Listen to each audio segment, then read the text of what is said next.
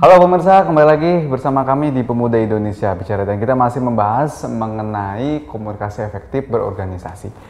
Kang, tadi kita udah bahas bagaimana komunikasi yang baik untuk yang setara maupun yang di bawah kita. Tapi juga ini terkadang organisasi begitu kita selaku orang yang bisa bersosial, kita harus bisa juga berkoordinasi atau berkomunikasi dengan yang lebih lebih tinggi dari kita. Nah, ini harusnya seperti apa? Biasa kan terjadi kejanggalan-kejanggalan begitu ya. Karena ini apa sih begitu. Nah, itu harusnya seperti apa sih? Ya baik.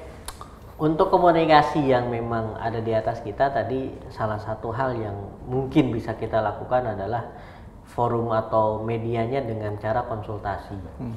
Karena misalnya di setiap organisasi yang ada itu juga bisa melakukan komunikasi-komunikasi tersebut. Contoh konkret misalnya di tingkat sekolah gitu kan. Nah, komunikasi ketua OSIS nih komunikasinya dengan wakil kepala bidang kesiswaan. Maka komunikasinya tentunya sifatnya adalah konsultatif gitu kan.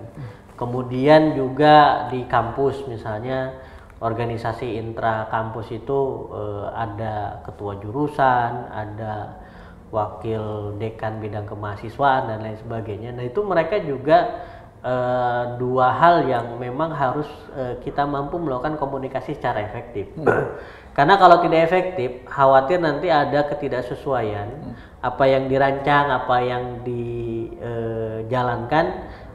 oleh organisasi yang kita pimpin justru tidak sesuai dengan apa yang mereka juga rencanakan begitu. Maka sifat konsultasi dan koordinasi itu penting. Nah, agar apa? Agar dengan konsultasi dan koordinasi ini semuanya di awal itu sudah saling memahami tupoksi masing-masing.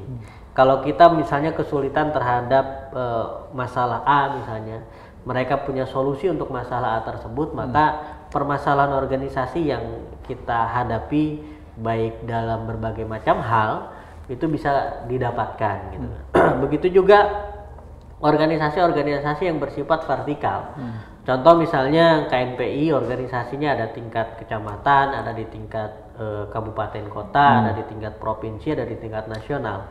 Nah, kita memiliki media-media yang bersifat perangkatnya memang ada dalam organisasi. Koordinasi itu kan bagian daripada langkah-langkah organisasi untuk melakukan sinkronisasi terhadap program yang kita jalankan. Begitu juga organisasi-organisasi kepemudaan yang lain, ya itu juga sama. Mereka kan ada yang di tingkat mungkin ada di tingkat kampus, ada yang di tingkat kabupaten kota, ada yang di tingkat koordinator wilayah masing-masing, bahkan ada di tingkat nasional. Dengan komunikasi yang efektif ini, menurut saya nanti juga organisasinya akan berjalan efektif, gitu. Nah, maka dari itu hal-hal seperti ini terus harus kita pahami. Kemudian juga kita harus memang benar-benar memahami tupoksi masing-masing, ya fungsi masing-masing unit atau fungsi dari masing-masing hierarki yang ada. Contoh kalau di kampus misalnya gitu kan, organisasi di tingkat jurusan itu mereka berbicara tentang profesi. Misalnya jurusan ilmu komunikasi misalnya, maka himpunan mahasiswa jurusannya itu bagaimana mereka mensukseskan kegiatan yang mereka jalankan. Kemudian kalau di tingkat fakultas, mereka kan harus mampu menampung seluruh organisasi-organisasi kemahasiswaan yang bersifat profesional itu dipayungi dalam sebuah organisasi tertentu. Maka mereka harus mampu mengembangkan organisasi. Nah, kalau di tingkat universitas, misalnya ini di kampus gitu hierarkinya gitu, maka mereka sudah tidak berpikir lagi bagaimana mengembangkan profesi tertentu gitu kan. Kalau di misalnya di FISIP, ilmu sosial dan ilmu budaya. Misalnya ada sastranya, ada komunikasinya, ada yang lain. Maka wadah tingkat universitas itu harus sudah berpikir bagaimana FISIP-nya, bagaimana ekonominya, bagaimana hukumnya.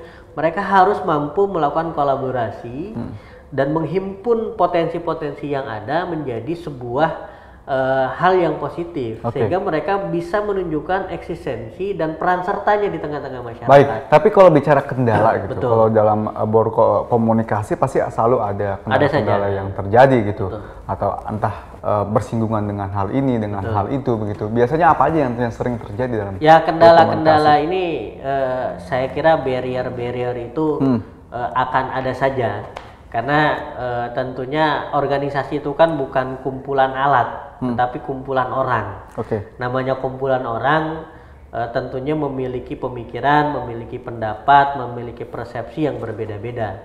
Nah, organisasi inilah yang nanti akan mengatur ritme bagaimana pemikiran itu bisa bermanfaat untuk organisasi, bagaimana pandangan dan persepsi itu bisa memberikan warna kepada organisasi agar memang warnanya itu benar-benar menunjukkan bahwa organisasi itu hidup. Oke. Jadi sebenarnya bagi organisasi ketika ada kendala itu bukan kendala namanya, itu dinamika. Dinamika Nah, pasti terjadi. Pasti terjadi. Jadi hal-hal seperti itu dinamis. Oke. Makanya dalam ilmu organisasi masalah-masalah atau problem-problem yang ada itu bukan masalah, tetapi dinamika. Karena dinamis, organisasi itu akan selalu dinamis. Manajemen konflik misalnya itu harus juga bisa kita lakukan gitu kan, karena memang dengan adanya dinamika dalam organisasi maka organisasi akan terus bermetamorfosis menjadi organisasi yang memang kuat, kemudian juga handal, dan juga organisasi tersebut nanti membangun nilai. Karena kalau sudah terbangun nilai, apapun yang terjadi kita terpacu untuk menjaga nilai-nilai yang sudah dibangun dalam organisasi tersebut. Oke, baik. Misalnya ada masalah dalam komunikasi, kemudian ada budaya organisasi yang sudah terbentuk. Nah, nilai inilah saling memahami, kemudian saling menjaga emosi kalau misalnya dalam komunikasi sedang tidak baik dan lain sebagainya. Oke, tapi kalau yang Kang lihat sendiri nih, contohnya di Bogor aja kita lihat dulu nih. Ini bagaimana sebenarnya kondisi begitu pemuda-pemuda kita nih yang ada di Bogor saat ini? Apakah mereka sudah sebenarnya tadi kalau dibilang kan kalau IT memang dia udah hampir semuanya lah gitu. Tapi kalau komunikasinya gitu, ingin bersosialisasi, masuk organisasinya, kalau Akang lihat sebenarnya bagaimana sih, Kang? Ya, saat ini menurut saya di Bogor teman-teman yang memang sekarang banyak menggunakan media-media sosial atau alat-alat komunikasi yang sudah canggih tapi tidak mampu berkomunikasi dengan lingkungan, inilah yang memang menurut saya harus disosialisasikan kepada kawan-kawan muda bahwa mari berorganisasi. Karena dengan berorganisasi kita menampilkan suatu potensi yang terbaik kita sebagai seorang manusia. Karena manusia itu sebagai homo socius yang selalu bersosialisasi, berinteraksi dan berkomunikasi dengan sesama yang lain, sehingga terbangunlah peradaban dan kebudayaan. Agar peradaban dan kebudayaan itu terbentuk, menurut saya kawan-kawan atau para pendahulu kita yang memang banyak melahirkan organisasi-organisasi yang ada saat ini, disitulah fungsi mereka mengkader agar para generasi yang selanjutnya itu memang benar-benar bisa memiliki pola pikir yang sistematis. Kemudian ketika ada masalah itu tidak temperamen, tetapi ketika ada masalah itu memang benar-benar ada salurannya. Contoh saat ini menurut saya justru semakin lama semakin banyak dan semakin bagus. Misalnya kalau tidak tergabung dalam organisasi yang sudah ada juga komunitas. Nah, komunitas sebenarnya bentuk organisasi yang lain, karena mereka ingin menghimpun. Karena ada kesamaan hobi, kesamaan pemikiran, kesamaan kebiasaan, hanya membentuk organisasi walaupun organisasi itu tidak diformalkan. Maka itu adalah organisasi informal, namanya komunitas. Nah, setiap komunitas juga kan pasti akan ada yang namanya koordinator, membagi tugas dan lain sebagainya. Sebenarnya mereka sudah menjalankan organisasi. Oke, baik.